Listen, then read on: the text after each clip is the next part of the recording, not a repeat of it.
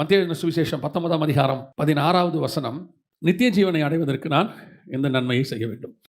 பொதுவாக ஆவிக்குரிய வாழ்க்கையினுடைய டெஸ்டினேஷன், நாம் ஏன் இயேசுவை தேடுகிறோம்? பலமுறை நாம் சொல்லியிருக்கிறோம், இப்பவும் சொல்கிறோம். இயேசுவை தேடுவதற்கு பிரதானமான காரணம் என்ன அப்படின்னா, நித்திய ஜீவனை சுதந்திரிப்பது.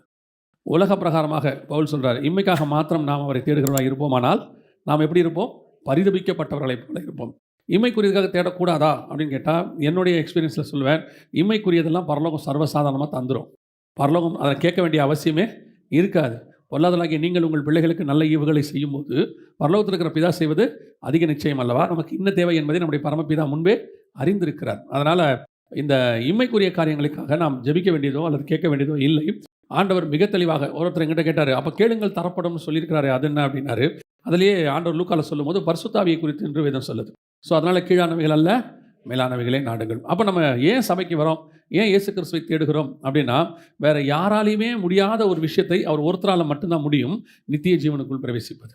வேறு யாராலையும் நித்திய ஜீவனுக்குள்ளே கூட்டிகிட்டு போகவே முடியாது. ஏன்னா இன்றைக்கி அநேக காரியங்கள் சொல்கிறாங்களே ஒழிய, வானத்திலேருந்து வந்தவரும் வானத்துக்கு ஏறி போனவரும் அவர் ஒருவர் மட்டும்தான் இருக்கிறார். வேறு யாருமே அதனால தான் அவர் சொன்னார், நானே வழியும், நானும் வழியும் சொல்லலை, நானே வழியும் சத்தியமும் ஜீவனுமாய் இருக்கிறேன். அப்போ இந்த நித்திய ஜீவன் இதை தான் சபை ஃபோக்கஸ் பண்ணணும். மற்றதை ஃபோக்கஸ் பண்ண வேண்டிய அவசியம் இல்லையானா அது தானாக வந்துடும். அது அதுக்காக நம்ம காத்திருக்க வேண்டிய அவசியம்லாம் இல்லை.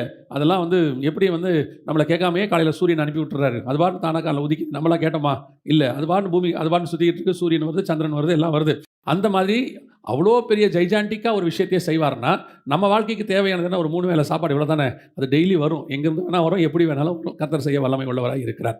ஆனால் நம்முடைய கான்சன்ட்ரேஷன் முழுக்க நித்திய ஜீவனில் தான் இருக்கணும். எப்போது வருகை வரும், எப்போ ஆண்டவர் வருவார், இல்லை அதுக்கு முன்னாடி எப்போ போனாலும் பரலோகத்துக்குள்ளே பிரவேசிக்கணும் அப்படிங்கிறது இருக்கணும். அப்போது அந்த நித்திய ஜீவனை சுதந்திரிப்பது என்பது தான் இருக்கிறதுலையே கடினமான ஒரு விஷயம். இது ஆண்டவர் சொல்லும் போது இதே காரியத்தை பின்னாடி பேதர் கேட்கும்போது, இது மனுஷனால் கூடாதது தான் அப்படிங்கிறார். அதே கீழே சொல்லும் போது இது மனுஷனால் கூடாதது தான் அப்படிங்கிறார். ஆனால் தேவனால் எல்லாம் கூடும் அப்படின்றது. அப்போ நித்திய ஜீவனை பரலோகத்துக்கு போகிறது, எட்டர்னல் அப்படிங்கிறதான விஷயத்தை சுதந்திரிப்பதற்கு நாம் என்ன செய்ய வேண்டும் அப்படிங்கிறது தான் நாம் இன்றைக்கி பார்க்க போகிறோம். நமக்கு தெரிந்திருக்கிறபடி இயேசு கிறிஸ்து பரலோகத்திற்கு எடுத்துக்கொள்ளப்பட்டார். நம்ம எல்லாருக்குமே தெரியும், பிதாவின் வலது பாரசத்தில் உட்கார்ந்தார். இதை தவிர்த்து பரலோகத்துக்குள்ளே பிரவேசிக்கிறது, இயேசு கிறிஸ்துவுக்கு முன்னாடி இந்த நித்திய ஜீவனை சுதந்திரிக்கிறது யாருன்னு கேட்டிங்கன்னா, ஒரே ஒரு ஆளை குறித்து தான் பரலோகத்துக்குள் பிரவேசித்தார்னு இருக்குது. 2 ராஜாக்களின் புஸ்தகம் 2ஆம் அதிகாரம் 11வது வசனம் வாசிங்க. அவர்கள் பேசிக்கொண்டு நடந்து போகையில், இதோ அக்கினி ரதமும் அக்கினி குதிரைகளும் அவர்கள் நடுவாக வந்து இருவரையும் பிரித்தது. எலியா சுழல் காற்றிலே பரலோகத்திற்கு ஏறி போனான். சுழல் காற்றிலே பரலோகத்திற்கு ஏறி போனான். நம்ம என்ன சொல்லணும்னா, பரலோகத்திற்கு போனவர் அவர் ஒருவரை தவிர வேறு ஒருவரும் இல்லை அப்படின்னு இருக்கிறது. ஆனால் இந்த வசனம் அவர் பரலோகத்திற்கு ஏறி போனான் அப்படின்னு ரொம்ப தெளிவாக இருக்கிறது. ஆனால் நாமும் என்ன பார்க்கணும்னா, பரலோகத்துக்கு போனான் அப்படின்னு தெளிவாக சொல்கிற ஒரே ஒரு ஆள் பைபிளில் யாருன்னா எலியாவை குறித்து தான் இருக்குது. பழைய ஏற்பாட்டில் நான் சொல்கிறேன், எலியாவை குறித்து தான் சொல்லப்பட்டிருக்கிறது. அதுக்கு முன்னாடி உள்ள எல்லா பரிசுத்தவான்களும் யாரை வேணாலும் எடுத்துக்கொள்ளுங்க, மிக முக்கியமாக எல்லாருமே பாதாளத்துக்கு போனாங்க அப்படின்னு தான் அவங்க சொல்லுவாங்க. யாக்கோபுலேருந்து, அப்புறம் யோபுலேருந்து, சங்கீதக்காரன்லேருந்து எல்லாருமே சொல்லும்போது, தேவரீர் எங்கள் ஆத்மாவை தாழ்ந்த பாதாளத்திற்கு தப்புவித்தீர் அப்படிம்பாங்க. யாக்கோபு சொல்வார், என் நரைமயிரை துக்கத்தோடு கூட பாதாளத்தில் இறங்க பண்ணுகிறீர்கள். இன்னொரு இடத்துல சொல்லுவாங்க, நான் பாதாளத்தில் போய் என் படுக்கையை போட்டாலும். ஸோ அவங்களுக்கு பாதாளத்துக்கு போகிறது தான். ஏன்னா இயேசு வர வரைக்கும் நித்திய ஜீவனை சுதந்திரிக்கிறதுக்கு என்ன இல்லை, வழி கிடையாது. அப்போ ஏன்னா அவர் தான் வழி, அவர் வந்தால் தான் போகவே முடியும், அவர் இல்லாமல் போக முடியாது. அப்படி இருக்கும்பொழுது இந்த வசனம் 2 ராஜாக்கள் 2:11 சொல்லுது, சுழல் காற்றிலே ஏறி பரலோகத்திற்கு போனான் அப்படின்றது. அப்போ இந்த பரலோகத்திற்கு போனான் அப்படின்னா, இதை இயேசு அல்லாமல் பரலோகத்துக்கு ஒருத்தன் போயிட்டானா அப்படின்னு சொல்லி பார்த்தீங்கன்னு சொன்னால், முதல்ல இந்த பரலோகம் அப்படிங்கிறது எதை குறிக்கிறது? நான் 2 காரியத்தை அதில் சொல்லிவிட்டு அப்புறமா செய்திக்குள்ளே போகிறேன். பரலோகம் என்பது இங்கே என்ன குறிக்குது அப்படின்னு கேட்டிங்கன்னா, பரலோகம் அப்படின்னா என்ன அர்த்தம்னா, வேற உலகம் அப்படின்னு அர்த்தம். பரலோகம் என்ன அர்த்தம்? வேற உலகம். பரதேசி அப்படின்னா வேற ஊருக்காரன் அப்படின்னு அர்த்தம். சுதேசி அப்படின்னா சொந்த ஊருக்காரன் அப்படின்னு அர்த்தம். பரலோகத்திற்கு போனான்னா வேற லோகத்திற்கு போனான் இருக்கு. இந்த பரலோகத்திலே நிறைய இருக்குது அப்படின்னு நம்ம பார்க்குறோம். பரலோகங்களே அவரை துதியுங்கள், வானாதி வானங்களே அவரை துதியுங்கள். அப்போ வானத்தில் நிறைய இருக்குது, 7 வானங்கள் இருக்குன்னு கிளாஸில் நம்ம பார்த்துக்கிட்டு இருக்கிறோம், நம்ம வேத பாடத்தில் பார்த்துக்கிட்டு இருக்கோம். அப்போ அவர் ஒரு வானத்திற்கு போனார். அது எதுவாக இருக்கும் அப்படின்னு சொல்லி பார்த்தா, மேக்சிமம் இருக்க வாய்ப்பு என்னவாக இருக்குன்னா, பாரடைஸ், பரதீசி அப்படிங்கிற ஆவிகள் இளைப்பாற இடத்துக்கு தான் என்ன செய்ய முடியும், போக முடியும். ஏன்னு சொன்னால், இயேசு கிறிஸ்து மரித்து உயிர்த்தெழுந்த பிறகு காவல் உள்ள ஆவிகளுக்கு பிரசங்கித்து அவர்களை இறை கவ்விக்கொண்டு ஏறி போனார். கல்லறைகள் திறக்கப்பட்டது. இன்று நீ என்னோடு கூட பரதீசியில் இருப்பாய் அப்படின்னு கல்லனை பார்த்து சொன்னார். ஸோ அப்போ பழைய ஏற்பாட்டு பரிசுத்தவான்களை இயேசு கிறிஸ்துவின் காலத்துக்கு பிறகு எங்கே கூட்டிகிட்டு போயிட்டாரு? பாரடைஸ் கூட்டு போயிட்டார். அந்த பாரடைஸுக்கு தான் முன்பதாகவே எலியா போனார். அதுதான் பரலோகம் அப்படின்னு சொல்லப்படுது. வேற உலகத்திற்கு நாம நினைக்கக்கூடிய பிதாவாகிய தேவன் இருக்கிற பரலோகத்திற்கு அவர் போகல. அங்கே அவரை தவிர வேற ஒருவரும் பிரவேசிக்கவில்லை. இயேசு கிறிஸ்து தான் அவருடைய வலது பரிசத்தில் உட்கார்ந்தார். மற்றபடி மாம்சத்தில் பிறந்த ஒருத்தர் கூட அந்த பரலோகத்துக்கு போனதில்லை. வசனத்தின்படி யார் போனாங்க போல அப்படின்னு பார்த்தா இயேசு கிறிஸ்து மட்டும்தான் போயிருக்கிறாரு. அதற்கப்புறம் யோவானுக்கு அது ஆவியிலே வெளிப்படுத்தப்பட்டது. கர்த்தருடைய நாளில் நான் ஆவிக்குள்ளானேன். அப்பதான் அது அவங்களுக்கு வெளிப்படுத்தப்பட்டது. ஸோ அப்போ இந்த பரலோகம் அப்படின்னு எலியா சொல்லக்கூடியது எது அப்படின்னு கேட்டிங்கன்னா எட்டர்னல் லைஃப் தான், நித்திய ஜீவன் தான். அது பாரடைஸ்க்கு போயிட்டாரு. ஏன்னா பரதீசின் மத்தியில் தான் என்ன இருக்குது? ஜீவ விருட்சத்தின் கனியை புசிக்க கொடுப்பேன். வெளிப்படுத்தல் 2:7 இருக்குது. ஆவியானவர் சபைகளுக்கு சொல்லுகிறதை காதுள்ளவன் கேட்க கடவன். ஜெயம் கொள்ளுகிறவன் எவனோ அவனுக்கு ஜீவ விருட்சத்தின் கனியை, ஜீவ விருட்சம் அப்படின்னா நித்திய ஜீவனை கொடுக்குறதுன்னு அர்த்தம். ஜீவ விருட்சத்தை பற்றி அதை பறித்து புசித்து என்றென்றைக்கும் உயிரோடு கூட இராதபடிக்கு அப்படின்னா என்ன அர்த்தம்னா, அந்த ஜீவ விருட்சம் அப்படின்னா மரம், அதில் உள்ளது ஜீவ பழம். அதை சாப்பிட்றவங்க என்றென்றைக்கும் உயிரோடு இருப்பாங்க. அது எங்கே இருக்குன்னா பரதீசியில் இருக்குது, நடுவில் இருக்குன்னு இயேசு சொல்கிறாரு.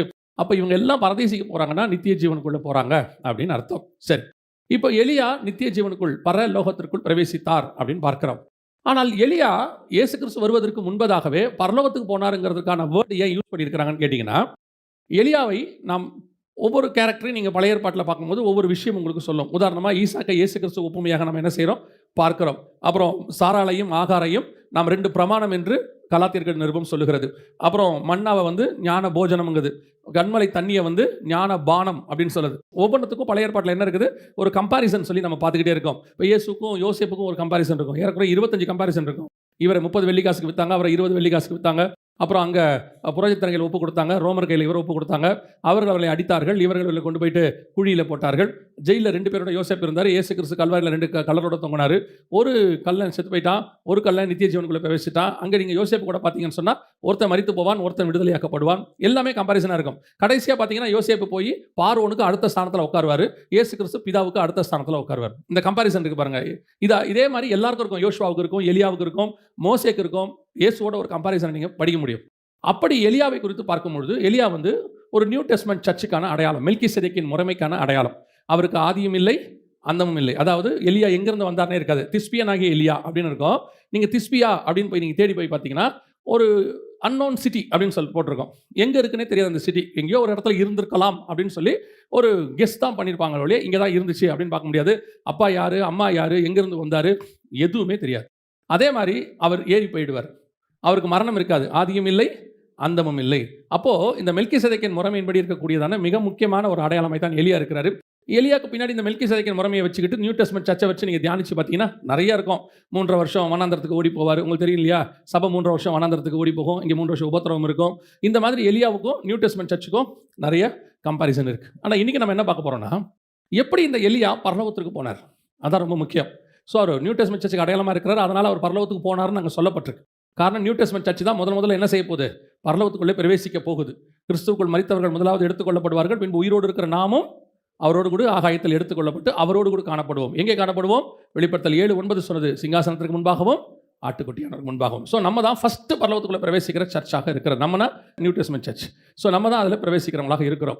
அப்படி இருக்கும்போது எலியா எப்படி இதற்குள் பிரவேசித்தார்? எலியாவை குறித்து யாக்கோபின் புஸ்தகம் சொல்லுகிறது. 5ஆம் அதிகாரம் யாக்கோபு 5:17-18 குறித்து வாசிங்கள் பார்ப்போம். எலியா என்பவன் நம்மை போல பாடுள்ள மனுஷனாய் இருந்தும். அதான் ரொம்ப இம்பார்ட்டன்ட். எலியா அசாதாரணமான மனுஷன் கிடையாது. இந்த பைபிளில் உள்ள இந்த ஹீரோஸை எல்லாம் நீங்கள் சூப்பர் ஹீரோஸாக பார்க்குறீங்க. சூப்பர் ஹீரோஸ் வேறு. சூப்பர் ஹீரோஸ்னால் யாருன்னா சூப்பர்மேன், ஆண்ட்மேன், இப்படி நிறைய பேர் பசங்க பார்ப்பாங்க. சூப்பர் ஹீரோஸ் அதாவது நேச்சுரலுக்கு அகைன்ஸ்டாக பறப்பாங்க, என்னென்னமோ இருக்கும் அவங்ககிட்ட. எலியா அப்படிப்பட்ட சூப்பர் ஹீரோலாம் கிடையாது. வசனம் தெளிவாக சொல்வது யாக்கோபு 5, எலியா என்பவன் நம்மை போல பாடுள்ள மனுஷனாய் இருந்தும். நான் சாதாரணமான ஒரு மனுஷன். நீங்கள் ஆபிரகாம்லேருந்து எடுத்துக்கோங்க, அத்தனை பேருமே ஒரு சாதாரணமான ஸ்டார்டிங், நம்மளை போல தான். இன்னும் கேட்டால் நம்மளை விட இன்னும் கொஞ்சம் மோசமான நிலைமையில் ஆரம்பித்தவங்களாம் இருக்கிறாங்க. அதில் எடுத்துகிட்டு நீங்கள் பாருங்கள், ஒவ்வொருத்தருக்கு பின்னாடியும் ஒரு தேவ திட்டம் இருக்கும். அந்த தேவ திட்டம் முடியும் போது பார்த்தீங்கன்னா அவங்க அசாதாரணமான மனுஷனாய் மாறி இருப்பார்கள். அது நோவாவாக இருக்கட்டும். நோவா கிட்ட உலகத்தையே காப்பாற்றுற ஒரு பிளான் இருக்குது, ஆண்டவர் வச்சிருக்கிறார் அவன் மேலே. ஆனால் ஆரம்பிக்கும் போது நோவா பாருங்கள், சாதாரண ஒரு மனுஷன். அதே மாதிரி தான் இவரை நீங்கள் எடுத்துக்கோங்க, ஆபிரகாம் எடுத்துக்கோங்க. பாபிலோனில் எங்கேயோ ஒரு இடத்துல சாதாரணமாக இருந்த மனுஷன். ஆனால் அவர் மேலே தான் பரலோகத்திற்கு ஜனங்களை கூட்டிகிட்டு போகிற கிறிஸ்துவின் மேல் உள்ள பிரமாணம் இருக்குது. அவர்கிட்ட தான் இருக்குது அந்த திட்டத்தை. அவர் மேலே தான் ஆரம்பிக்கிறார் ஆண்டவர். ஈசாக்கா இருக்கட்டும், யாக்கோபு எங்கேயோ ஆடு மேய்ச்சிக்கிட்டு இருக்கிறார். ஆனால் யாக்கோபுக்கு கீழே தான் 12 கோத்திரம் வருது.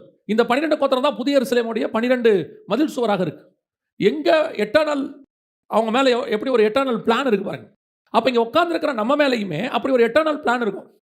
ஆனால் நாம யாருமே அந்த எட்டர்னல் பிளானையே புரிஞ்சிக்க மாட்டோம். நம்ம ஏதோ சாதாரணமாக வந்தோம், முடிச்சுட்டு சாதாரணமாக போகிறோம்.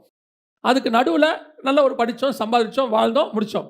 இந்த நமக்கு மேலே இருக்கிற அந்த எட்டர்னல் பிளான் என்னங்கிறத லைஃப் முடிகிற வரைக்குமே தெரிஞ்சுக்க மாட்டேங்கிறோம். ஆண்டவர் தெரியப்படுத்தினாலும் தெரிஞ்சுக்க மாட்டேங்கிறோம்.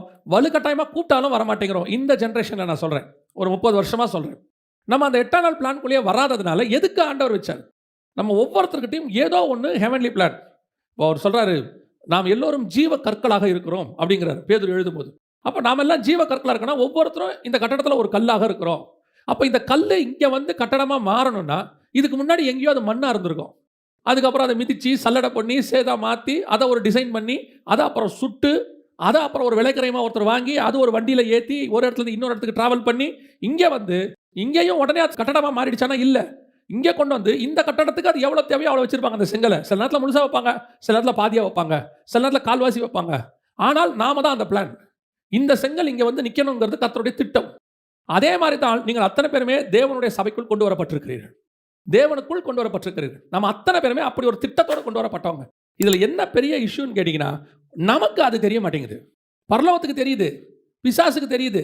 மோசே பிறந்த உடனே ஒரு பெரிய கூட்டத்தை கொலை பண்ணுறான். பிசாசுக்கு தெரியுது, ஒருத்தன் பிறந்துட்டான், இவனை வச்சு ஏதோ ஒரு ரட்சிப்பு இருக்குது. இயேசு பிறந்த உடனே ஒரு பெரிய கூட்டம் கொலை செய்யப்படுது. பிசாசுக்கு தெரியுது. ஒவ்வொரு காலகட்டத்திலையும் நம்மை குறித்த விஷயம் பரலோகத்துக்கும் தெரியுது. ஆனால் நமக்கு மட்டும்தான் அது தெரிய மாட்டேங்குது. என்னை வச்சு கர்த்தர் ஒரு பெரிய பிளான் வச்சிருக்கிறாரு. என்னை கொண்டு மட்டும்தான் அதை செய்ய முடியும். நான் அப்படி பிரத்யேகமாய் படைக்கப்பட்டவன். நமக்கு அது தெரியணும். நம்ம என்ன நினச்சிக்கிறோம் தெரியுமா? 18 வயசில், 20 வயசில், 25 வயசில் இயேசுவை நான் ஏற்றுக்கிட்டேன். அதுக்கப்புறம் கொஞ்ச நாள் சர்ச்சுக்கெல்லாம் போனேன். அதுக்கப்புறமா கொஞ்ச நாள் இருந்துட்டு ஆண்டவர் எனக்கு கொடுத்தாரு ஏதோ ஒரு ஊழியம். இல்லை, நம்ம ரிவர்ஸில் பார்க்குறோம். ஆசாரிப்பு கூடாரத்தில் போய் நின்னீங்கன்னா நம்ம வெளியே இருந்து ஆண்டவரை பார்ப்போம். பலிபீடம், பரிசுத்த ஸ்தலம், மகா பரிசுத்தலம். ஆனால் ஆண்டவர் உள்ளேருந்து வெளியே பார்ப்பார். மகா பரிசுத்தலம், பரிசுத்த ஸ்தலம், பலிபீடம், அப்படி தான் பார்ப்பார். அப்போது ஆசாரிப்பு கூடத்தை சொல்லும் பொழுது முதல் பிளான் கர்த்தர் சொன்னது மகா பரிசுத்த ஸ்தலத்தை தான் கட்ட சொல்லி சொன்னார். அவங்ககிட்ட ஆரம்பிக்கும் போது அதாவது அந்த பிளானை எக்ஸ்பிளைன் பண்ணும்போது சொல்கிறேன், ஃபஸ்ட்டு எக்ஸ்பிளைன் பண்ணும்போது மகா பரிசுத்த ஸ்தலத்தை பற்றின எக்ஸ்பிளேஷன் தான் கொடுப்பார் மோசேக்கு. அவருடைய அர்த்தம் என்னென்னா, கர்த்தர் அவர்கிட்டருந்தே கட்டிட்டு வர்றார். அப்போ அதே மாதிரி தான் நம்மளை படைக்கும் போது நம்ம எப்படி பார்க்குறோன்னா, 18 வயசில் ரட்சிக்கப்பட்டேன், அதுக்கப்புறம் இயேசு ஏற்றுக்கிட்டேன், அதுக்கப்புறம் ஒரு நாள் எனக்கு ஆண்டவர் ஞானஸ்நானம் எடுத்தேன், அபிஷேகம் பெற்றேன், இப்படி யோசிக்கிறோம். ஆனால் பரலோகம் எப்படி யோசிக்குதுன்னா, நான் பிறக்கும் போதே ஒரு தீர்க்கதரிசியாக எரேமியாவை அனுப்பியிருக்கிறேன்.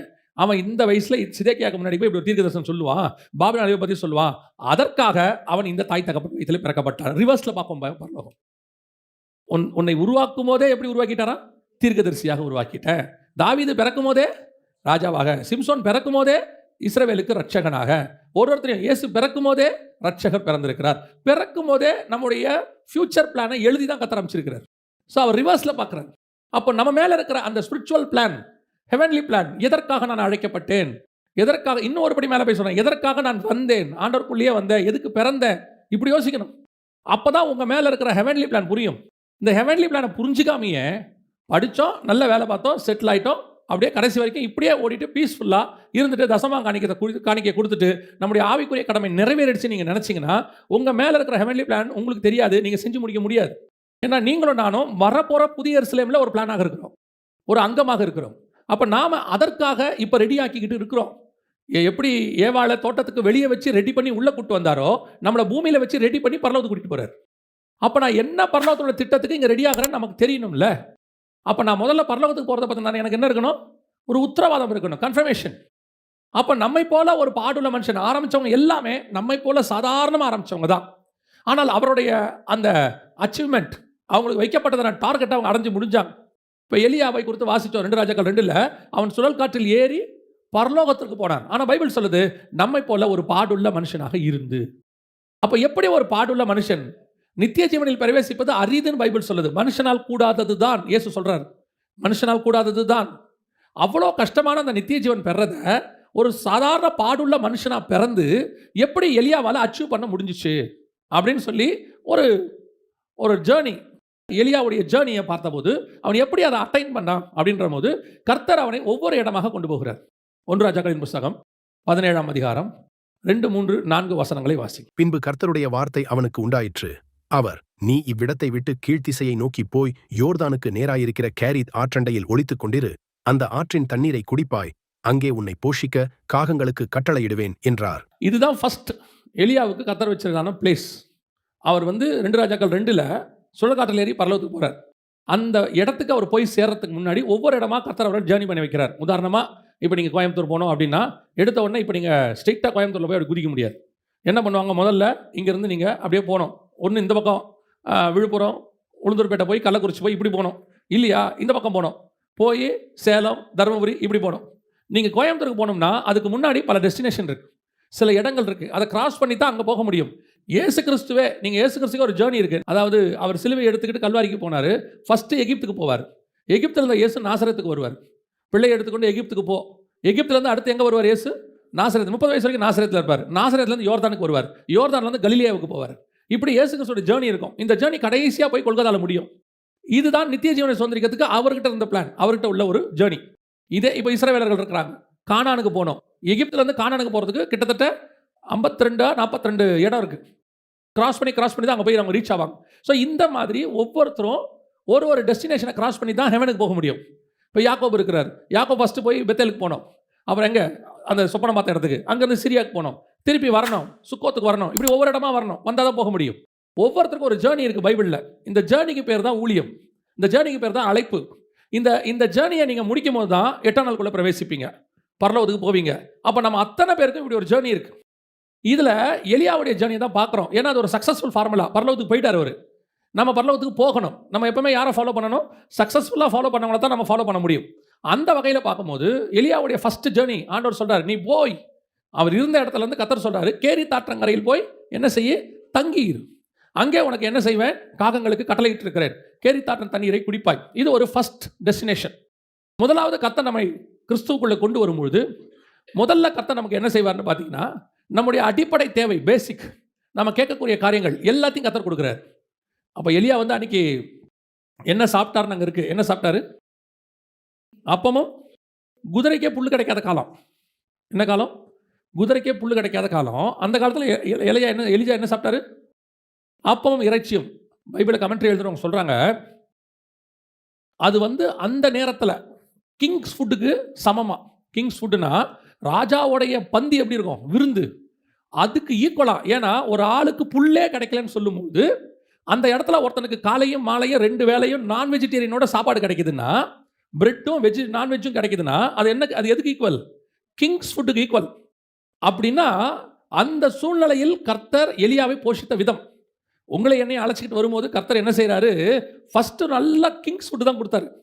நம்ம கேட்டதெல்லாம் கொடுத்தாரு. இங்கே வந்திருக்கிற அத்தனை பேருக்கும் ஒரு சாட்சி இருக்கும், ஏதாவது ஒரு சாட்சி இருக்கும்.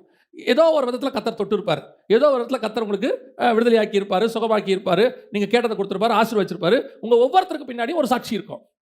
அதான் பைபிள் சொல்லுது, வனாந்தரத்திலே நயங்காட்டி அவர்களை அழைத்தேன். அதோட அர்த்தம் என்னன்னா, ஆண்டவர் கூப்பிடும்போது நம்மளை அப்படி தான் கூட்டிகிட்டு வந்தார், கேட்டதை கூப்பிட்டு வந்தார். பல நேரங்களில் கர்த்தர் நம்மளே அதான் ஃபஸ்ட்டு டெஸ்டினேஷன். இப்போ இயேசு கிறிஸ்துவை பிசாசு சோதிக்கும் போது முதல் சோதனை என்னதுன்னு கேளுங்க, கல்லுகளை அப்பமாகி பூசி. இப்போ இயேசு கிறிஸ்துக்கு முதல் சோதனையை மேலேருந்து குதிங்க, மலைக்கு மேலே கூட்டிகிட்டு போய் காட்டுறதுலாம் இல்லை. பேசிக் சாப்பாடு, இதை சாப்பிடுங்க. அதுக்கு ஆவிக்குரிய அர்த்தம் இருக்குது. ஆனால் பேசிக்காக ஒரு மனுஷனுக்கு சோதனை அப்படி தான் வரும். ஆண்டவர் ஒரு மனுஷனை கூப்பிடும்போது அவனுக்கு என்ன தேவையோ அதை கொடுத்து கூப்பிடுறாரு. இப்போ எஸ்தரை செலக்ட் பண்ணுறாங்க ராஜாவுக்கு. வசனம் சொல்லுது, அப்படி செலக்ட் பண்ணப்பட்ட கன்னிகைகள் என்ன கேட்டாலும் அவர்களுக்கு அது கிடைக்கும் அப்படின்னு இருக்கு. அப்படி தான் ஆண்டவர் நம்மளை வச்சிருக்காரு. ஆனால் அது பேசிக். நாம் அந்த பேசிக் இடத்த விட்டு தாண்டி போகவே மாற்றோம். இன்னும் காக்காவுடைய ஃபுட்டுக்கிட்டே உட்காந்துருக்கோம். இது ரொம்ப ஈஸியாக இருக்கும் இந்த வேலை, தெரியுமா உங்களுக்கு? நல்லாவும் இருக்கும். நம்ம வேலை என்ன தெரியுமா? ஒன்லி ஜோம் பண்ணுறது மட்டும். யோகா 5:17-18. எலியா என்பவன் நம்மைப் போல பாடுள்ள மனுஷனாயிருந்தும் மழை பெய்யாதபடிக்கு கருத்தாய் ஜெபம் பண்ணினான். அப்பொழுது 3 வருஷமும் 6 மாதமும் பூமியின் மேல் மழை பெய்யவில்லை. மறுபடியும் ஜெபம் பண்ணினான். அப்போ அவனுக்கு வேலையே என்னது? ஜெபம் பண்ணுறது. இப்படி சொல்லுற போது கேட்கும்போது இவ்வளோ நல்லா இருக்கு பாருங்க. காலையில் காக்கா அப்பமும் இறைச்சியும் கொண்டு வரோம், சாப்பிட்டோம், கேரித்தாற்றங்கரை தண்ணியை குடித்தோம், ஜெபம் பண்ணோம், மத்தியானம் ரெஸ்ட் எடுத்தோம், சாயங்காலம் திருப்பி காக்கா அப்பமும் இறைச்சியும் கொண்டு வரோம், சாப்பிட்டோம், ஜெபம் பண்ணோம், படுத்தோம், எழுந்திரிச்சோம். நல்லா இருக்கா இல்லையா? எவ்வளோ நல்லா இருக்கு. சாப்பிட்டோம், ஜெபம் பண்ணோம், தூங்கணும், சாப்பிட்டோம், ஜெபம் பண்ணோம், தூங்கணும். எதுக்கு சொல்ல வரேன்? அந்த மாதிரி உட்கார்ந்து சாப்பிட்ற காலம் ஒன்று வரும். கேட்டதெல்லாம் கர்த்தர் கொடுப்பார், ஆசீர்வதிப்பார். என் நாமத்தினால எவைகளை கேட்டீங்களோ அவைகளை பெற்றுக்கொள்வீர்கள். எல்லாம் வரும், அதில் எந்த மாற்று கருத்தும் இல்லை. இது ஒரு ஸ்டார்டிங் ஸ்டேஜ் தான். இதான் உங்கள் ஆவிக்குரிய வாழ்க்கையோட பேசிக். நாம் என்ன நினைப்போம் தெரியுமா? அந்த இடத்துல அப்படியே ஸ்டக்கப் ஆகிடணும், அவ்வளோதான். நல்லா இருக்கு, காக்கா வருது, சாப்பிட்றோம், தூங்குறோம், ஜோம் பண்ணுறோம், spiritually okay, worldly okay, Kings food வருது, நல்லா இருக்கு, சோத்திரம், சாட்சி வேற சொல்லுவோம், கர்த்தர் எனக்கு ஒரு நல்ல வேலை கொடுத்திருக்கிறார், ஆகவே நமக்கு வந்து மாதம் மாதம் கை நிறைய சம்பாதியம் கொடுத்திருக்கார், சொந்த வீடு இருக்கிறது, மனைவி பிள்ளைகள் இருக்கார்கள், நன்றாக இருக்கிறேன், ஆண்டவர் பாப்பாரு, செட்டில் ஆயிட்டியோ, ஓஹோ, அப்படியே ஒரு சைக்கிள் ஒன்று வரும், கேரி தாண்ட கரையின் தண்ணீர் என்னவாயிடுச்சு, வற்றி போயிட்டு. ஆண்டவர் பார்த்தாரு, பையன் இதுக்கு மேலே எங்கேயும் என்ன செய்ய மாட்டான், போக மாட்டான், செட்டில் ஆயிடுவான். இப்போ சொல்கிறாரு, நீ எந்திரிச்சு போ, செகண்ட் டெஸ்டினேஷன், இதான் 2வது பிளேஸ். முதல்ல கர்த்தர் நமக்கு எல்லாவற்றையும் கொடுத்து ஆசீர்வதிச்சு, பேசிக், நீங்கள் வந்தபோது கர்த்தர் அப்படி தான் இருக்கிறார், இந்த மாற்று கருத்தே இல்லை, எல்லாம் தரார். ஆண்டவர் அதை தாண்டி அடுத்த இடத்துக்கு கூட்டிகிட்டு போவார். வாசிங்க 8-9 வசனங்கள் வாசிங்க. 1 ராஜா 17ஆம் அதிகாரம் 8-9. அப்பொழுது கர்த்தருடைய வார்த்தை அவனுக்கு உண்டாயிற்று. அவர், நீ எழுந்து சீதோனுக்கடுத்த சாரிபாத் ஊருக்கு போய் அங்கே தங்கியிரு, உன்னை பராமரிக்கும்படி அங்கே இருக்கிற ஒரு விதவைக்கு கட்டளையிட்டேன் என்றார். அங்கே போனால் என்ன கிடைக்கும் தெரியுமா? அப்பதான் கிடைக்கும், அடை தான் கிடைக்கும். இப்போ அப்பமும் இறைச்சியும் தாண்டி அடுத்து எங்கே வரணும்? அப்பத்தின் வீட்டுக்கு வரணும், அப்பம் இருக்கிற ஒரு வீட்டுக்குள்ளே வரணும். இது செகண்ட் பிளேஸ். ஆசரிப்பு கூட்டத்தில் பாருங்க, வெளியே அப்பமும் இறைச்சியும் தாவீது கொடுப்பாரு ஜனங்களுக்கு. 2 சாமுவேல் புஸ்தகம் 6ஆம் அதிகாரத்தில் இருக்கும்.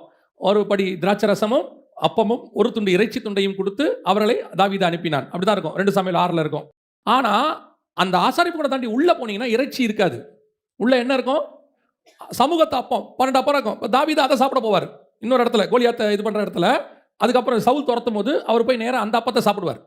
ஆரம்பத்தில் ஆண்டவர் இறைச்சியும் அப்பத்தையும் கொடுத்தது உண்மை, மாம்சத்துக்கு தேவையானதை கொடுத்து ஆசீர்வதிச்சு அதெல்லாம் கொடுக்குறார், எந்த மாற்று கருத்தும் இல்லை. ஆனால் அதுலேயே நாம செட்டில் ஆகிடக்கூடாது, அடுத்து இன்னும் கொஞ்சம் முன்னேறி போகணும், இன்னொரு இடத்துக்கு வரணும். அங்கே உங்களுக்கு அப்பம் வைக்கப்பட்டிருக்கும், அது வீடு, அப்பத்தின் வீடு, அப்பம் கொடுக்குற வீடு, அது சபை. அல்லது அங்கே உங்களுக்கு ஆண்டவர் சில காரியங்களை ஏற்படுத்தியிருப்பார், இது அதுக்கு அடுத்த லெவல். நாம் அந்த இறைச்சி துண்டு டேஸ்ட் இருக்குல்ல, இது எப்பவுமே அடுத்த லெவலுக்கு போகக்கூடாது.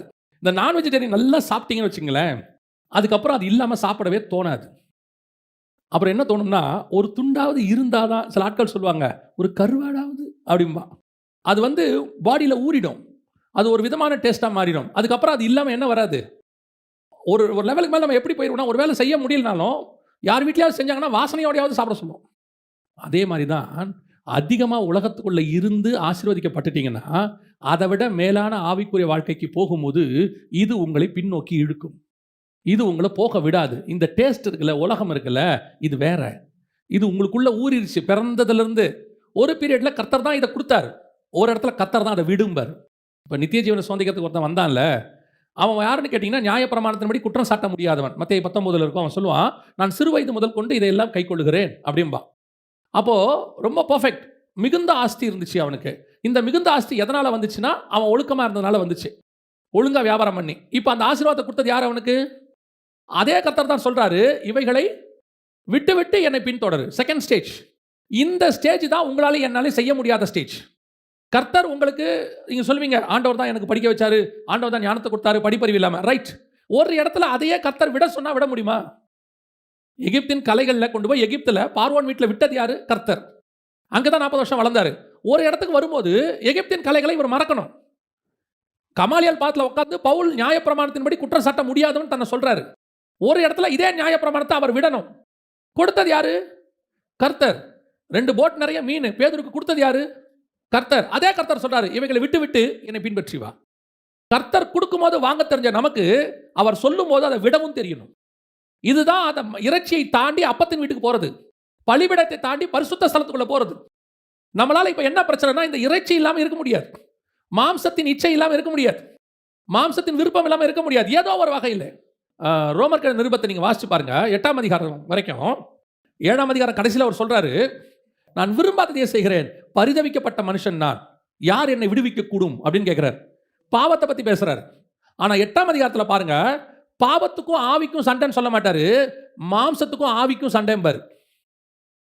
நம்ம பாவத்தை கான்சென்ட்ரேட் பண்ணிட்டு இருக்கிறோம், இதை செய்யக்கூடாது, அதை செய்யக்கூடாது, இந்த பாவத்தை செய்யக்கூடாதுன்னு. ஆண்டவர் சொல்றாரு, மாம்சத்தின் கிரியையவே செய்யக்கூடாது. மாம்சத்தின் கிரியை நம்ம பார்வைக்கு நிறைய விஷயம் பாவமே கிடையாது. இப்போ நமக்கு பாவம்னா என்ன? சிகரெட் பிடிக்கிறது, குடிக்கிறது, அப்புறம் சில தப்பான காரியங்கள், இதெல்லாம் நமக்கு பாவம், சரியா? இப்போ மோசேக்கு பாவம்னா என்ன? கர்த்தர் கண்மலையை பார்த்து பேசுனாரு, இவரு அடிச்சாரு. இப்போ இவரு அடிச்சது முழுக்க முழுக்க ஸ்பிரிச்சுவல். ஜனங்களுக்கு தண்ணி வேணும், மினிஸ்ட்ரி, ஜனங்க அங்கே கஷ்டப்பட்டு இருக்காங்க, தண்ணி வந்துச்சு, ஜனங்க குடிச்சாங்க. ஆனால் இங்கே என்ன பிரச்சனை? மாம்சத்துக்கு ஆவிக்கான பிரச்சனை. ஆவியான தேவன் ஒன்று சொல்றாரு, மாம்சம் ஒன்று சொல்லுது. ஆனா மாம்சம் சொல்றதும் ஸ்பிரிச்சுவல் மாதிரி தான் இருக்கும். இப்போ நீங்க பாவத்தை செய்யல, ஆண்டவர் கூடாரத்தில் குடியிருக்கேங்கிறாரு. தாவீது கல்லுல அவருக்கு ஆலயம் கட்டுறேங்கிறாரு. கர்த்தர் கேட்கிறாரு, நான் உன்னை கேட்டேனா? இங்க மாம்சத்துக்கும் ஆவிக்கான பிரச்சனை. நம்ம பாவம் சொல்லி பேசிக்ல சண்டை போட்டுக்கிட்டு இருக்கிறோம். இன்னும் இப்போ நம்ம எதுல திருப்தி ஆகிறோம் தெரியுமா? நான் முந்தி மாதிரிலாம் இல்லைங்க. இப்போ அந்த மாதிரி வீடியோஸ் பார்க்கறதில்ல, நான் அந்த மாதிரி விஷயங்கள் செய்யறதில்ல, நான் அந்த மாதிரி காரியங்கள் செய்யறதில்ல, நான் முந்தி வந்து பாவம் பண்ணிட்டு இருந்தேன், அதெல்லாம் இப்போ செய்யறதில்ல, நான் இன்னும் இறைச்சியை பத்தியே பேசிக்கிட்டு இருக்கிறேன். ஆண்டவர் சொல்றாரு, நீ அப்பத்தின் வீட்டுக்கு வா. இங்க வந்தாதான் தெரியும், மாம்சம் இல்லாமல் வெறும் அப்பம் உள்ள ஒரு இடம் இருக்கு. சமூகத்து அப்பம் மட்டும் இருக்கிற இடம் இருக்கு. சாரிபாத் விதவையின் வீடு இருக்கு. அங்க வெறும் அப்பம் தான் இருக்கும், இறைச்சி இருக்காது. 100% இறைச்சி இல்லாத இடம் ஒன்று இருக்கிறது. அந்த இடத்துக்கு தான் செகண்ட் நம்ம வரணும். பரலோகத்துக்கு போகணும்னா இதான் செகண்ட் பிளேஸ். இப்போ நம்மகிட்ட என்ன இருக்குது? கர்த்தர் கொடுத்த வீடு இருக்கு. நாங்கள் கஷ்டப்பட்டுக்கிட்டு இருந்தோம், கர்த்தர் எங்களுக்கு வீடு கொடுத்தாரு, ஆசீர்வதிச்சாரு. கரெக்ட். ஒரு இடத்துல கர்த்தர் அந்த வீட்டை விட சொன்னா விட முடியுமா? பிள்ளை இல்லாம இருந்தேன், 100 வயசுல கர்த்தர் கொடுத்தாரு, ஒரே பிள்ளை தான் சொல்லிட்டாரு, இவன் மட்டும்தான் உனக்கு பிள்ளைன்ட்டாரு. ஒரு இடத்துல வராரு, இந்த பிள்ளை எனக்கு தருவியான்னு கேட்கிறாரு, கொடுக்க முடியுமா? இங்கே தான் இறைச்சியை விட்டுட்டு நீங்கள் சாரிபாத் விதவையின் வீட்டுக்கு போறதுக்கான அடையாளம் வருகிறது. எந்த மாம்சமும் என்னை தடுக்காது. பிள்ளையை கர்த்தர் கொடுத்தாரு, பிள்ளைக்கு படிப்பை கர்த்தர் கொடுத்தாரு. இப்போ கர்த்தர் கேட்கிறார், உன் பிள்ளையை எனக்கு கொடு, ஊழியத்துக்கு கொடு. கொடுக்க மாட்டான். இங்கே தான் வரும் விஷயம். நன்றாய் கவனித்துக் கொள்ளுங்கள். அடுத்த டெஸ்டினேஷன், அடுத்த இடம் ஒன்று இருக்கு. அது என்னன்னு கேட்டால் சாரிபாத் விதவையின் வீடு. அங்கே இறைச்சி இருக்காது, வெறும் அப்பம் தான் இருக்கும். அங்கே நீங்கள் தேவனுடைய சித்தத்தை எதையும் செய்ய முடியாது, உங்கள் சித்தத்தை செய்ய முடியாது, தேவ சித்தத்தை மட்டும்தான் செய்ய முடியும். அங்கே காக்கா எப்போ வரும்லாம் தெரியாது, ஆனால் வசனம் 24 hours அங்கே இருக்கும். கர்த்தருடைய வார்த்தை இருக்கும், சமூகத்தை அப்பம் இருக்கும். இன்னைக்கு அந்த வீட்டுக்குள்ள போறதுக்கு நமக்கு யாருக்குமே இஷ்டம் இல்லை. ஆண்டவரே, இந்த கேரி தட்டுறங்கரையே நல்லா இருக்கேப்பா, டெய்லி காலையிலையும் மாவுலையும் நான்வெஜ் வருது, அப்பமும் வருது, தண்ணியை குடித்தோம், படுத்தோம், ஜோம் பண்ணோம். இல்லை, அப்படி வராதுப்பா, அங்கே வேற ஒரு மினிஸ்ட்ரி இருக்குப்பா, இது இன்னும் கொஞ்சம் வேற இடத்துக்கு நீ போகணும். இது 2வது பிளேஸ். இதுக்கு நீங்கள் ஒப்பு கொடுக்குறீர்களா? இந்த இடத்துக்கு நீங்கள் வர இஷ்டப்படுகிறீங்களா வாழ்க்கையில்? இதுதான் நீங்கள் நித்திய ஜீவனுக்கு சொந்திக்கிறதுக்கான 2வது இடமே. நம்ம என்ன நினச்சிட்டு இருக்கிறோன்னா, நான் ரட்சிக்கப்பட்டு ஆண்டவர்கிட்ட வந்துட்டேன், ரசபாங்கானு கொடுக்குறேன், ஞானஸ்நானம் எடுத்துகிறேன், அபிஷேகம் பெற்றேன், இதோட எல்லாம் முடிஞ்சிருச்சு, இத்தோட நித்திய ஜீவன் தான்றோம். அப்படி இல்லையே. ஒரு ஸ்கூல்லையே பாருங்க, முந்தி நாங்கள் படிக்கும் போதெல்லாம் நேராக ஆனுவல் எக்ஸாம் கிடையாது, குவார்ட்டர்லி, ஆஃப் இயர்லி, ஆனுவல்னு ஒன்று வைப்பாங்க. ஒரு ஃபஸ்ட்டு குவார்ட்டர்லியில் கால்வாசி பார்த்து முடிச்சுருவாங்க, ஆஃப் இயர்லியில் பாதி பார்த்து முடிச்சுருவாங்க, ஆனுவலில் மொத்தமாக வைப்பாங்க. இப்போ அப்படி இல்லை, இன்னும் டெஸ்டினேஷன் அதிகமாகிடுச்சு. குவார்ட்டர்லிக்கு அப்புறம் மிட்டம் வருது, குவார்ட்டர்லி, ஆஃப் இயர்லிக்கு அப்புறம் first midterm, second midterm, third மிட்டம்லாம் இருக்குது, ரிவிஷன் இருக்குது. இவ்வளவு தாண்டா தான் உங்களை எங்கே அனுப்புகிறேன்றாங்க, பப்ளிக் எக்ஸாம்க்கே அனுப்புகிறாங்க. இல்லைனா முன்னாடி அப்பா அம்மா கூப்பிட்டுறாங்க, உங்கள் பையன் தேர மாட்டான், உங்களை போகவே விட மாட்டான், இங்கேயே ஃபில்டர் பண்ணுறான். ஒரு அடுத்த கிளாஸ் போகிறதுக்கு இவ்வளோ ஃபில்ட்ரேஷன் இருக்குமானால், நித்திய ஜீவனை சுதந்திரிப்பதுக்கு எவ்வளோ ஃபில்ட்ரேஷன் இருக்கும்? சும்மா நம்ம நினச்சிட்டு இருக்கிறோம், இயேசு ஏற்றுக்கிட்டா அப்படியே டைரெக்டாக பரலோகம். இல்லை, அப்படி ஒரு இடத்துல கூட இல்லை. அவன் தன் தன் சிலுவையை சுமந்து கொண்டு வர கடவன். வந்தால் தான் கிடைக்கும், இல்லைன்னா கிடைக்காதே. இன்னைக்கு அதான் இங்கே பிரச்சனையே. இப்போ இன்னைக்கு நாம செகண்ட் பிளேஸ்க்கே போகல, கொஞ்சம் கூட விடுறதுக்கு ரெடியா இல்லை. ஆண்டவருக்காக எதையும், ஆண்டவருக்காக காக்கா கிட்ட வாங்குறதுக்கு ரெடி. ஆனால் கேரி தாற்றங்கரையை விட்டுட்டு சாரிபாத் விதவின் வீட்டுக்கு போகிறதுக்கு ரெடி இல்லை. அங்கே இறைச்சி கிடைக்காது, அங்கே அதெல்லாம் இருக்காது. ஆனால் அங்கே ஒன்று இருக்கும், அற்புதமாய் கர்த்தரிடத்துலேருந்து வரக்கூடிய அடை இருக்கும். அது அங்கே இருக்கும், மாவு எண்ணெயும் அங்கே இருக்கும். டெய்லி அடை கிடைக்கும், டெய்லி அப்பம் கிடைக்கும், டெய்லி சாப்பிட முடியும். ஆனால் கர்த்தருடைய வார்த்தை தான் கிடைக்கும். இது உங்கள் ஆத்மாவை ஜீவனோடு கூட வைப்பதற்கு போதுமானதாக இருக்கு. நான் சொல்றது உங்களுக்கு புரியுதா? இன்னைக்கு உங்க இறைச்சி கொடுத்து அடை கொடுத்து நடத்துகிற அதே ஆண்டவர் வெறும் அப்பம் கொடுத்தும் நடத்த வல்லமை உள்ளவராக இருக்கிறார். அல்லேலூயா. நீங்கள் விசுவாசிக்கணும். நம்ம என்ன நினச்சிக்கிறோம்னா, இதெல்லாம் இருந்தால் தான் சர்வை பண்ண முடியும்னு. நான் சொல்லுவேன், தேவன் நினைச்சா எதுவுமே இல்லாமல் கூட சர்வை பண்ண வைக்க வல்லமை உள்ளவராக இருக்கிறார். ஒரு பீரியடில் இங்கேருந்து யூகேக்கு வேலைக்கு போனோம், வேலை கிடைச்சா குடும்பத்தை காப்பாற்றலாம், கொஞ்சம் ஃபேமிலியை பார்த்துக்கலாம், நல்லா இருக்கும்னு சொல்லி அங்கே போனோம். இப்போ கர்த்தர் சொல்றார், அங்கேருந்து கூட்டிகிட்டு போன ஆண்டவர் தான். நான் சொல்லுவேன், நான்லாம் யூகே போகிறதுக்கு எந்த விதமான தகுதியும் இல்லாத ஒரு ஆள். என் கூட இருந்தவங்களாம் குவாலிஃபைட், அவங்களுக்கு கிடைக்காதது எனக்கு கிடச்சிச்சு. நான் போனேன், கூட்டிகிட்டு போன ஆண்டவர் தான் சொன்னார், திரும்பி வா இந்தியாவுக்கு. இப்போ அங்கே இருக்கிற சம்பளம், அங்கே இருக்க லைஃப் ஸ்டைல், அங்கே இருக்க கிளைமேட், இதெல்லாம் பார்த்துட்டு வரதுக்கு கொஞ்சம் ஹெசிடேஷன். வரலாமா வேணாமா, இருக்கலாமா, அங்கேயே இருந்துடலாமா, நல்லா இருக்குது. ஆண்டவர் சொல்றார், இங்கே கொண்டு வந்து இப்படி ஆசீர்வதிச்சு உன்னை வாழ வச்சேன், நான் இங்கேருந்து கூட்டிகிட்டு போய் வாழ வைக்க வல்லமை உள்ளவர். அங்கே போனால் என்ன ஆண்டவரே பண்ணுவேன், வேலை இல்லை, ஒன்றும் இல்லை, மினிஸ்ட்ரிக்கு போகிறோம், அடுத்த மாதத்துக்கு என்ன பண்ணுவோம் தெரியாது. ஆனால் கர்த்தர் சொன்னார், நீ போ, நான் பார்த்துக்கிறேன். அழைத்து கொண்டு வந்து 20 வருஷத்துக்கு மேலே ஆயிடுச்சு, 21 வருஷம் ஆகும்போது. அன்னைக்கு அழைத்த கையை பிடிச்ச தேவன் இன்னைக்கும் நடத்த வல்லமை உள்ளவராக இருக்கிறார். இன்னைக்கு யூகே டாலர் கிடையாது, யூகே பவுண்டு கிடையாது, அங்கே இருக்கக்கூடிய எதுவும் கிடையாது. ஆனால் அதை காட்டிலும் மேலான தேவன் இங்கே இருக்கிறார். இங்கே அப்பம் இருக்கிறது, எண்ணெய் இருக்கிறது, இது நடத்துகிறதாக இருக்கிறது. அல்லேலூயா. இந்த செகண்ட் ஸ்டேஜுக்கு வரணும். 3வது வாசிங்க, 19ஆம் அதிகாரம் 1 ராஜாக்கள் 19:4-5 வாசிங்க. அவன் வனாந்தரத்தில் ஒரு நாள் பிரயாணம் போய் ஒரு சூரைச் செடியின் கீழ் உட்கார்ந்து தான் சாக வேண்டும் என்று கோரி, போதும் கர்த்தாவே, என் ஆத்துமாவை எடுத்துக்கொள்ளும், நான் என் பிதாக்களை பார்க்கிலும் நல்லவன் அல்ல என்று சொல்லி, மூணாவது, அப்படி போகும்பொழுது கண்டிப்பாக ஒரு உபத்திரவத்தின் பாதை ஒன்று வரத்தான் செய்யும். கர்த்தர் சொல்லி போகும்போது, திருப்பி சொல்கிறேன், கர்த்தர் சொல்லாமல் போய் மாற்றவங்களை பற்றி நான் சொல்லலை. நம்ம இன்னொரு விஷயம் நினச்சிக்கிறோம், கர்த்தர் சொல்லி நான் போகிறேன்னா அதில் எந்த விதமான மேடு பலமும் இருக்காது, அது அப்படியே பர்ஃபெக்டாக இருக்கும், 100% நான் நினைக்கிற ஒரு பிளெஸ்ஸிங் இருக்கும் அப்படின்னு. இல்லை, கர்த்தர் சொல்லி போகும்போது நடுவில் வனாந்தரம் வரும், போதும் கர்த்தாவே சாகரங்கிற நிலை கூட வரும், சூழ்நிலை வரும். இப்போது ஆண்டவர் சொன்னார் ஆபிரகாமுக்கிட்ட ஆகாரை குறித்து சொல்லும்பொழுது, அந்த வேலைக்கார பெண்ணையும் அந்த பிள்ளையும் நீ அனுப்பிவிடு, நான் அவனையும் பெரிய ஜாதியாக்குவேன். ஆண்டவர் சொல்லும்போது, இஸ்மவேலுக்காகவும் நீ விண்ணப்பம் பண்ணினபடினாலே. இப்போ கர்த்தர் இவ்வளோ பிளெஸ்ஸிங் சொல்லிட்டார் அவனுக்கு. அவர் தான் சொன்னார் நீ அனுப்பிவிடு. அடுத்ததில் நீங்கள் சொல்லும்போது அந்த வேலைக்கார பையன் என்ன செஞ்சிரு, அனுப்பிவிடு. இப்போ ஆபிரகாம் அனுப்பிட்டார், ஒரு துருத்தியில் தண்ணியை வச்சு அப்பத்தை கொடுத்து என்ன செஞ்சிட்டாரு, அனுப்பிட்டார். ஆனால் சூழ்நிலை எங்கே வந்துச்சுன்னு கேட்டிங்கன்னா, திருப்பி போய் சூரச்செடிக்கு கீழே படுக்கிற இடத்துக்கு வந்துச்சு. அவள் தன் பிள்ளையை கொண்டு போய் வனாந்தரத்தில் ஒரு செடியின் கீழ் விட்டு, பிள்ளை சாகிறதை நான் பார்க்க மாட்டேன் என்று சொல்லி கர்த்தர் தான் அனுப்பினார். கர்த்தர் தான் ஆபிரகாம்கிட்ட சொன்னார், அவர் தான் சொன்னார் பிள்ளையை நான் பார்த்துக்கிறேன்னாரு, பெரிய ஜாதி ஆவான்னு சொன்னார், பிரபுக்கள் 12 பிரபுக்கள் வருவாங்கன்னு சொன்னார். எல்லாம் அவர் சொன்ன வாக்கு தத்தம் தான். ஆனால் நடுவில் என்ன வந்துச்சு, வனாந்தரம் வந்துச்சு, சாகிற நிலைமை வந்துச்சு. பிள்ளை சாகிறதை நான் ஏன் இந்த ரெண்டையும் உங்களுக்கு ஒன்றா சொல்கிறேன்னா, ஏறக்குறைய ரெண்டும் ஒரே இடம்தான். ஆகார் ஓடி போனது பெயர்சபா வனாந்தரம், இவன் ஓடி போனதும் பெயர்சபா வனாந்தரம். எலியா ஓடி போனது நீங்கள் பார்த்தீங்கன்னா பெயர்சபாவின் வனாந்தரத்துக்கு தான் ஓடி போவார். அவனுக்கு அது தெரிந்தபோது எழுந்து தன் பிராணனை காக்க யூதாவைச் சேர்ந்த பெயர்செபாவுக்கு புறப்பட்டு போய் தன் வேலைக்காரனை அங்கே நிறுத்திவிட்டான். இந்த பெயர்சபா வனாந்தரம் அங்கே அவன் பார்த்தீங்கன்னா அவனும் பெயர்சபா வனாந்தரத்தில் தான் இருப்பான். ஆகாருடைய பையன் இஸ்மவேலும், இவனும் ஒரு சூரச்செடி கீழே இருப்பான், அவனும் ஒரு செடி கீழே தான் இருப்பான். இங்கே ரெண்டும் ஏறக்குறைய ஒரே பிளேஸ் மாதிரி தான் இருக்கும். ரெண்டு பேருமே இவங்க சொல்லி கர்த்தர் சொல்லி போனவங்க தான். இவன் தேவ ஊழியக்காரன், அவனை கர்த்தர் அனுப்ப சொன்னார். உங்களை என்னையும் கர்த்தர் அனுப்புகிறார், கர்த்தர் தான் கூப்பிட்டுருக்கிறார். நடுவில் நிச்சயம் ஒரு வனாந்தரம் வரும், ஒரு சூரைச்செடி வரும். போதும் கர்த்தாவே நான் சாகிறேங்கிற இடம் வரத்தான் செய்யும். ஆனால் ஒன்று மட்டும் நிச்சயம், அந்த வனாந்தரத்தில், அந்த சோதனையில், அந்த பிரச்சனையில் நீங்களும் நானும் சாக மாட்டோம், சுழல் காற்றில் ஏறி உயிரோடு கூட பரலோகத்துக்கு போவோம். அல்லேலூயா. இதுதான் கர்த்தர் வாக்கு பண்ணுறது. பிரச்சனை வராமல் இருக்கவே இருக்காது, நல்லா தான் போயிட்டு இருக்கோம்.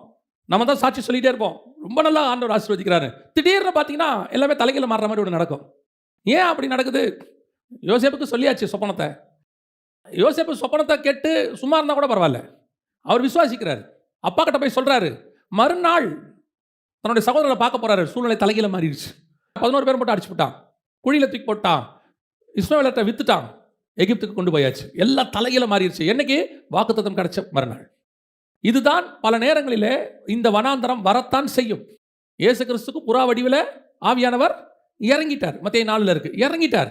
இறங்கின உடனே ஆவியானவர் அவரை வனாந்தரத்துக்கு கொண்டு போனார். வனாந்தரத்துக்கு கொண்டு போய் என்ன செய்யறாரு? மார்க் 1 சொல்லுது, அவர் காட்டு மிருகங்களோடு கூட சஞ்சரித்து கொண்டிருந்தார். இவர் வந்தது உலகத்தின் பாவத்தை சுமந்து தீர்க்கிறார். இவர் தான் தேவாட்டுக்குட்டின்னு சொல்லியாச்சு. பரிசுத்த ஆவியானவர் உறுதிப்படுத்திட்டார். இருக்கிறதே 3.5 வருஷம். இந்த 3.5 வருஷத்துக்குள்ள உலகத்தினுடைய மொத்த பாவத்தையும் சுமந்து தீர்க்கணும். ஆனால் 40 நாள் அதுக்கு நடுவில் வனாந்தரத்தில் இருந்து தான் ஆகணும். அங்கே சில காட்டு மிருகங்களோடு கர்த்தர் வாழத்தான் வைப்பார். இது சூழ்நிலை. 2ஆம் அதிகாரம் தானியேல் புஸ்தகத்தை வாசிச்சு பாருங்க. முடியும் போது வசனம் சொல்லும், தானியேலை வென்றால் ராஜாவினுடைய கொலு மண்டபத்தில் வைத்தான் இருக்கும். எல்லாம் நல்லா போயிட்டு இருக்கு, நல்லா போயிட்டு இருக்கு. பாபிலோனில் நேபுகாத்நேச்சார் இருக்கிற வரைக்கும் சூப்பராக இருக்கு. தானியேல் நினைச்சிருப்பாரு, ஓகே ரைட், சாகிற வரைக்கும் பிரச்சனை இல்லைப்பா, ஒரு ப்ராப்ளம் இல்லை. திடீர்னு ஒரு ராஜா வராரு, தூக்கி சிங்கக்கம்பியில் போட்டான்.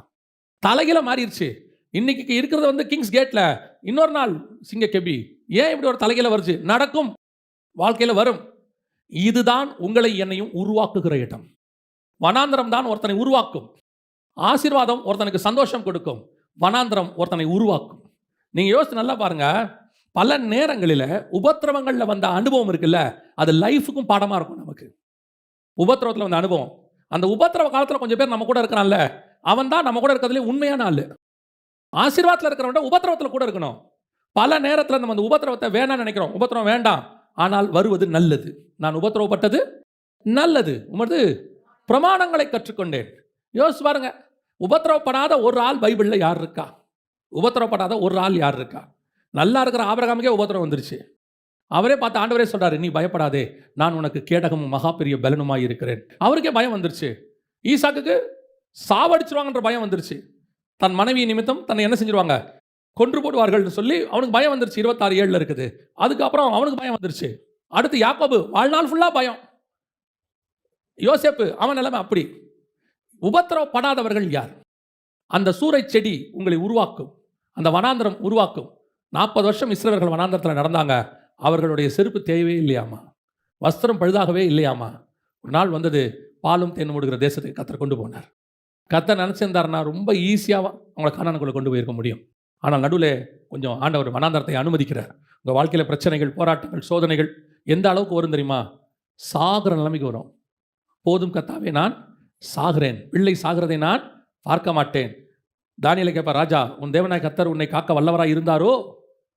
சாத்ராக் மேஷாக் ஆபேத்நேகோ நெருப்பில் தூக்கி சாகிற நிலைமை. ஈசாக்கு கத்தியை ஓங்கியாச்சு, சாகிற நிலைமை. யாக்கோபு லாபான் துரத்திட்டு வரான், சாகிற நிலைமை. சாகிற நிலைமை எல்லாருக்கும் வரத்தான் செய்யும். ஆனால் நீங்களும் நானும் சாக மாட்டோம். அதுதான் அதில் இருக்கிறதுலே மிகப்பெரிய விஷயம். கர்த்தர் அதான் நமக்கு வாக்கு பண்ணியிருக்கிறார். எனக்கு ஆண்டவர் சொன்னது தான். இஸ்மவேல் யாருன்னு கேட்டிங்கன்னா ஒரு துஷ்ட மனுஷன். துஷ்ட மனுஷன் பைபிள் சொல்லுது 16ஆம் அதிகாரத்தில் அவன் ஒரு துஷ்ட மனுஷனாக இருப்பான் அப்படின்னு இருக்கு. அந்த துஷ்ட மனுஷனே வனாந்தரத்தில் சாகிறத கர்த்தர் விரும்பாமல் நீரூற்ற உண்டு பண்ணி கொடுப்பாரானால், நீங்களும் நானும் இயேசுவின் ரத்தத்தால் கழுவப்பட்ட நீதிமான்கள், அவருடைய பிள்ளைகளாக இருக்கிறோம். நீங்களும் நானும் சாகிறதை ஒரு நாளும் கர்த்தர் விரும்ப மாட்டார். நிச்சயம் கர்த்தர் உங்களை என்னை கொண்டு வருவார். கர்த்தர் எப்படியோ நடத்துவார். அதுதான் சொல்கிறேன், வனாந்தரம் எல்லாருக்கும் இருக்கு. யாருக்கு இல்லை வனாந்தரம்?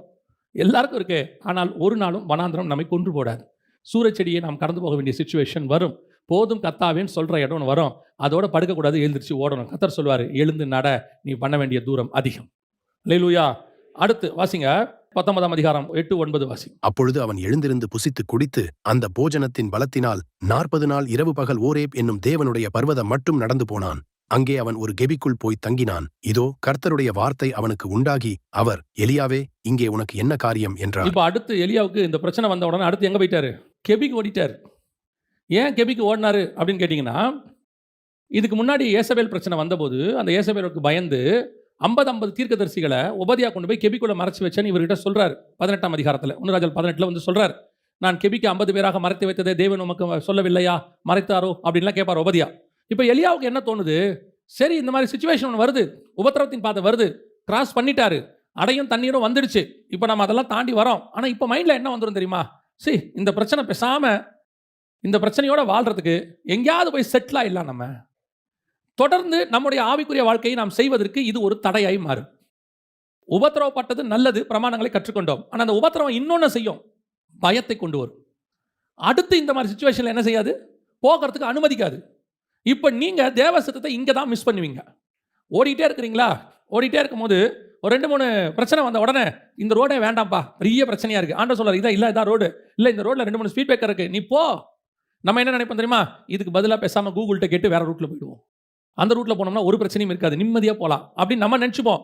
ஆனால் இந்த ரூட்டில் தான் கர்த்தர் உங்களுக்கு எனக்கும் ஆசீர்வாதத்தை வைத்திருக்கிறார். இந்த மாதிரி தாண்டிக்கிட்டே தான் போகணும், வேறு வழி கிடையாது. இதான் ஃபைனல் டெஸ்டினேஷன். இதே மாதிரி தான் ஓடணும். ஏங்க சாகிற வரைக்கும் இருக்குமா? சாகிற வரைக்கும் அப்படி தான் இருக்கும். இல்லை, நம்ம கொஞ்சம் நிம்மதியாக வாழணும், வாழறானே கெபிக்கு போயிடணும். 50 பேர் உட்காந்துருந்தான் கெபிக்குள்ள, அவனுக்கு உபதியாக கொண்டாந்து சாப்பாடு கொடுத்தான். இப்போ பாருங்க, காக்கா கொண்டாந்து சாப்பாடு கொடுத்துச்சு. இப்போ காக்காக்கு பதிலாக யார் கொடுக்குறது? உபதியாக கொடுக்குறாரு. அங்கே கேரி தாட்டுறங்க படத்தில் இங்கே கெபி.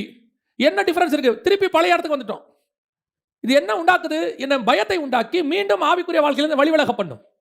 உபத்திரவத்தின் பாதையில் போகும்போது அடுத்த டெஸ்டினேஷன் என்னவா இருக்கும்னு நம்ம ஓடிட்டு தான் இருக்கணும் ஒழிய அதை விட்டு வழி விலகிடக்கூடாது. ஆனால் திருப்பி நான் கெபிக்கு போகக்கூடாது.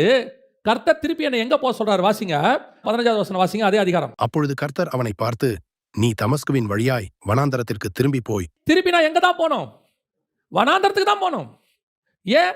நான் கானான் தேசத்துக்கு போகிற வரைக்கும் எனக்கு நடுவில் வனாந்தரம் தான் இருக்கும். வனாந்தரம் மாறும், பெயர்சபா வனாந்தரம் வரும், தமஸ்கு வனாந்தரம் வரும், சீன் வனாந்தரம் வரும், வனாந்தரம் மாறும். ஆனால் வனாந்தரம் தான் இருக்கும். ஒவ்வொரு வனாந்தரத்திலையும் ஒவ்வொரு விதமாய் கர்த்தர் என்னை போஷிப்பார், நடத்துவார், பாதுகாப்பார். ஆனால் முடிவு பரியந்தம் நடத்துவார். நடுவில் நான் டிராவலை விட்டு ஓடி போய் செட்டில் ஆகிடக்கூடாது. எனக்கு வேண்டாம், இது வேணாம். கொஞ்சம் ஊழியத்தின் பாதையில் வரும்போது பவுல் சொல்றாரு, தேமா பிரபஞ்சத்தின் மேல் ஆசை வைத்து என்னை விட்டு விலகி போனான். யார் இந்த தேமா? ஒரு காலத்தில் என்னோடு கூட பாடுபட்டவன், என்னோட கூட கஷ்டப்பட்டான். அப்படிதான் நமக்கு தோணுது. பல நேரங்களிலே நாம் உபத்திரப்பட்ட போது அடுத்த ஸ்டேஜ் போகிறதுக்கு யோசிக்கிறோம். இல்லை, கொஞ்சம் இந்த இடத்துல நம்ம கொஞ்சம் இருப்போம். அந்த நேரத்தில் கொஞ்சம் பேர் ஞானமாக வேற சொல்லி கொடுப்பாங்க, பிரதர் எத்தனை நாள் இப்படியே ஓடுவீங்க? கர்த்தர் அழைத்த அழைப்பில் முடிவு பரியந்தம் நிற்குதல். இது ஏன் இந்த நடுவில் ஒரு டிஸ்டர்பன்ஸ் வருது, இல்லை ஒரு சின்ன டீவியேஷன் ஆகுது அப்படின்னு கேட்டிங்கன்னா, உங்கள் வாழ்க்கையில் வரக்கூடிய அனுபவம் சில நேரத்தில் உங்களை பயமுறுத்தும். திருப்பி இதே மாதிரி வந்தால் என்ன செய்வ, இதே மாதிரி வந்தால் போன தடவை வந்தபோது எந்த தேவன் பாதுகாத்தாரோ அதே தேவன் இப்பையும் பாதுகாக்க வல்லமை உள்ளவராக இருக்கிறார். நம்ம என்ன நினைக்க தெரியுமா, அன்னைக்கு என்னால் தாங்க முடிஞ்சிச்சு, இன்னைக்கு என்னால் தாங்க முடியுமா? அன்னைக்கும் நம்மளால தாங்க முடியல, கர்த்தர் நம்மை தாங்க பண்ணினார். இல்லைன்னா அன்னைக்கே நம்மளை ஒழிச்சு கட்டியிருப்பாங்க. அன்னைக்கும் நம்மை பலப்படுத்தினது கிறிஸ்து, இன்னைக்கும் பலப்படுத்த போறது கிறிஸ்து, என்னைக்கும் பலப்படுத்த போறது கிறிஸ்து.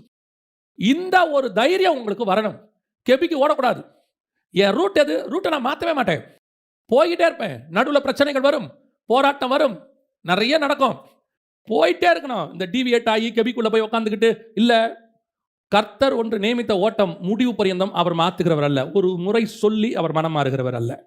பல நேரங்களில் இந்த மாதிரி வனாந்தரம் வரும்போது அதை டீவியேட் பண்ணி எங்கே போகக்கூடாது, கெபிக்கு போகக்கூடாது. கடைசியாக வாசிங்க, முடிக்கலாம். ஆண்டவர் எதற்காக இதெல்லாம் ஓட்டுறாரு, கடைசியாக ஒன்று சொல்கிறார் ஆண்டவர். 15-16 வாசிங்க. அப்பொழுது கர்த்தர் அவனை பார்த்து, நீ தமஸ்குவின் வழியாய் வனாந்தரத்திற்கு திரும்பி போய்.